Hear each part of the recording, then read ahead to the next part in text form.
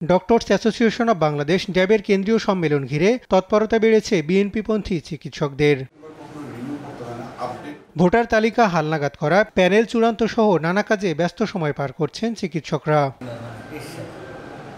৬ বছর পর গণতান্ত্রিক চর্চায় ফিরছে বিএনপির এই সহযোগী সংগঠনটি। এবার নেতৃত্ব নির্বাচিত হবে সদস্যদের সরাসরি ভোটে। তাই উৎসবমুখর নির্বাচনের একাধিক প্যানেল ঘিরে দেখা দিয়েছে বিভক্তি।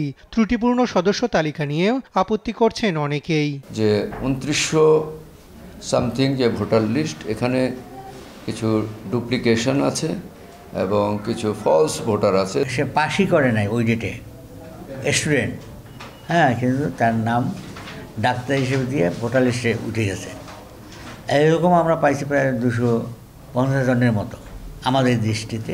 এবারের নির্বাচন সব সদস্যদের অংশগ্রহণে অন্তর্ভুক্তিমূলক করার দাবি জানান ড্যাব সদস্যরা।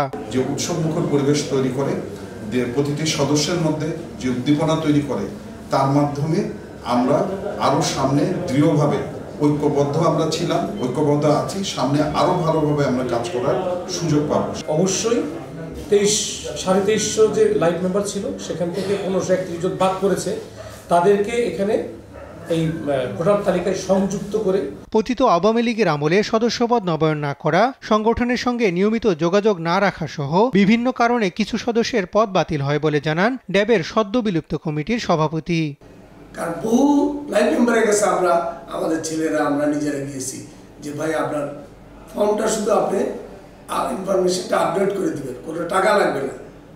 দে did not agree with us. সেই কারণে আমাদের চেয়ারম্যানের সাথে আলাপ হওয়ার পরে একটা সিদ্ধান্ত হয়েছে নেতৃবৃন্দের যে যারা 5ই অগাস্টের পূর্বে দলের কর্মকাণ্ডের সাথে সম্পৃক্ত ছিল এবং সদস্যপদ গ্রহণ করেছিল, তারাই আগামী নির্বাচনে ভোটদান করবে।